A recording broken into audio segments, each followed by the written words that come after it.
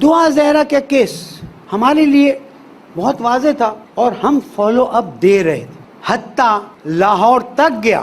آج میں آپ کو ریکارڈ بتا رہا ہوں تاکہ کسی میری اپنے سورس سے اس سے ملاقات کر کے ایک بالکل آزاد ماحول میں اس سے پوچھ سکوں، بیٹی حقیقت کیا، تو ایک جملہ تو بول دے. میں لاہور گیا، ناکام واپس آیا. مجھے افسوس نہیں ہے، میں اپنے اللہ کے پاس جواب دہ ہوں. میں نے اپنا وظیفہ پھر پیچھے پڑا رہا. ایک بار کسی اور کام سے گیا، پھر میں نے فون کیا کسی کو کہ اب تو آپ کے پاس حکومت ہے، آپ کر سکتے ہیں، ذرا اس کو دیکھ لیجئے. نہیں ہو سکا، کوئی بات. دعا زہرا کے کیس میں میں آپ کے توسط سے چیف جسٹس سے سوال کرتا ہوں کہ جس بچی کو ماں باپ نے کیا اس کا قتل کیا تھا، کہ بچی کو کورٹ میں لے کر آ رہے ہیں، 55 دن کے بعد ماں اور باپ بچی کو دیکھ رہے ہیں، اور جب ماں اس کے پاس جانا چاہتی ہے پولیس آگے آ جاتی ہے. What's going on? ماں باپ کیا اسے قتل کر ڈالتے؟ ماں باپ کو کون روک سکتا ہے؟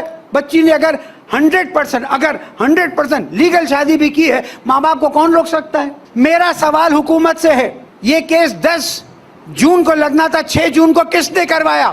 بتاتا ہوں میں آپ کو. یہ کیس کوئی اور جج سن رہا تھا جس نے یہاں تک کہا تھا کہ یہ case open and shut case ہے. الفاظ میرے، مفہوم اس کا ہے، اور اس میں ہیومن ٹریفکنگ کا کیس بنے گا، اس میں کراچی میں کیس بنے گا. اور ایک دم سے ایک جج آگے کہنے لگے نہیں یہ تو لڑکی نے اپنی مرضی سے شادی کی ہے، بس دیٹس آل، ختم ہو گئی بات، اس میں تو کوئی کیس بنتا نہیں ہے. اور لڑکے سے کہتے ہیں، اور وہ بیان بھی دلوا دیا. دعا کریں جن لوگوں نے یہ الٹی سیدھی حرکتیں کی ان کی بیٹی کبھی اغوا نہ ہو. اللہ کرے کسی کی بیٹی اغوا نہ ہو. دعا زہرا ہم سب کی بیٹی ہے، ہم اس کو مسلکی رنگ بھی نہیں دیتے. اہل سنت کی مسجد پر وقت آیا تھا جب طارق روڈ پر ہم کھڑے ہوئے، ہم نے باقاعدہ لکھ کے دیا. مجھے کچھ لوگوں نے کہا مولانا، میں نے کہا مسجد اللہ کا گھر ہے، اور الحمدللہ اہل سنت علماء میرے اکیڈمی میں آ کے شکریہ ادا کر کے گئے. میں نے کہا شکریہ کی بات نہیں ہے، اللہ کے گھر کو توڑا جا رہا ہے، وہ قانونی صورت اگر آپ کی پوری ہے تو کسی کو توڑنے کا حق نہیں. دعا زہرا کا کیس کا مسلک سے تعلق ہی نہیں ہے. اہل سنت کے علماء کے ساتھ ہم بیٹھے اس مسئلے میں، انہوں نے کہا کہ ولی 14 سال اور 3 پاسپورٹ آپ ماننے کے لیے تیار نہیں ہے، ماں باپ کا نکاح نامہ ماننے کے لیے تیار نہیں ہے، میڈیکل بھی جس طرح سے آپ نے کروایا ہمیں پتا ہے، ہم آپ کو ایک ایک جزیات بتائیں گے. میں یہاں پر محترمہ شیلا رضا صاحبہ کا شکریہ ادا کرتا ہوں کہ جس بھرپور انداز میں انہوں نے کیا. لیکن چیف منسٹر صاحب، یہ پولیس کو کون کنٹرول کرے گا؟ مجھے معلوم ہے کہ کیا ہوا ہے، میں آپ کو بتاتا ہوں، چاہے اس کے بعد جمعہ پڑھنے ملے یا نہ ملے. دعا زہرا کیس میں کورٹ نے آئی جی کو مسلسل نوٹس کیا کہ بچی لاؤ، نہیں آئے، آئی جی کو معطل کر دیا گیا. مجھے آپ پولیس والوں کے دل پہ جو لگی ہے اس کا افسوس ہے کہ آپ کے آئی جی کی انسلٹ ہوئی. لیکن مسئلہ یہ ہے کہ اس چھوٹی بچی کا کیا قصور کہ تم نے ماں باپ کو نہیں ملنے دیا اور پھر وہاں پر بھیج دیا. نیکسٹ پوائنٹ نوٹ کیجئے، اور آپ میں سے جو ان چیزوں کو نہیں جانتے، میرا اس وقت فیس بک پہ بھی بیان موجود ہے. اب یہ جو بات کہہ رہا ہوں یہ کل کی بات ہے. دعا زہرا کے بارے میں کہا گیا کہ اس کا آفیشیل بیان پھر سے لیا جائے گا. وہ خاص ہوتے ہیں، کیا نام ہوتا ہے جس کے سامنے بیان دیا جاتا ہے، آفیشیل بیان ہوتا ہے، وہی کیا نام ہوتا ہے؟ ہاں، جوڈیشل میجسٹریٹ. آپ سوچیں، مجھے افسوس اور مجھے نہیں، میرا بس نہ چلے میں چیخ کروں، اگر جوڈیشل میجسٹریٹ کے پاس دعا زہرا کو لایا جاتا ہے کہ بیان ریکارڈ کروایا جائے. اندھی دیکھیے، یہ کیا اندھی ہے کہ دعا زہرا کا بیان ریکارڈ کرائے بغیر اس کے پاس سے لے جاتے ہیں اور لاہور بھیج دیتے ہیں. میں آپ کے سامنے اللہ تعالیٰ سے ایک دعا کرتا ہوں، پالنے والے جس نے بھی ہماری اس بیٹی، اور نمرہ کا بھی واقعہ، دوسرے بھی واقعات ہیں، جس نے بھی ہماری ان بیٹیوں کے سلسلے میں کوئی تھوڑا بہت بھی غلط طریقہ جان بوجھ کے اپنایا ہے، اس کو اپنے عذاب میں شامل فرما دے، ان کو ہدایت سے دور کر دے.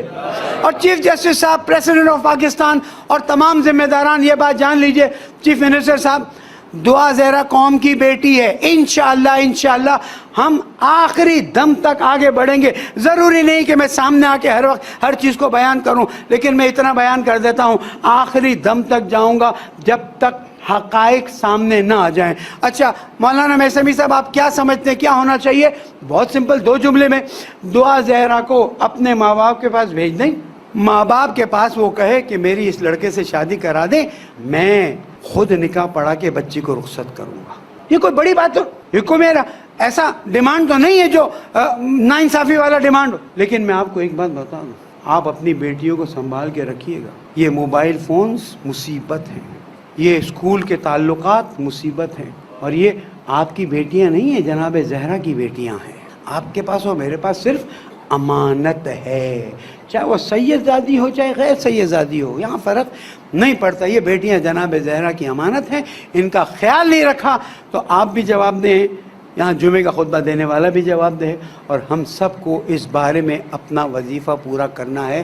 بھائیوں, اور جب میری بہنیں میرا خطبہ سنیں گی, بیٹیوں سے پیار کریں, بیٹیوں کو محبت دیں, بیٹیوں کو عزت دیں, بیٹیوں کو مقام دیں. آئندہ کی ماں بننے والی ہے, آئندہ کی امام زمانہ کی خدمت کرنے والی نسل پیدا کرنے والی ہے. ایسا نہ ہو کہ خدا نخواستہ امام زمانہ علیہ السلام کی فوجی پیدا کرنے والی نسلیں جو ہیں وہ کسی اور راستے میں چلے جائیں. پالنے والے تجھے محمد و آل محمد کا واسطہ عاقبت بخیر فرما.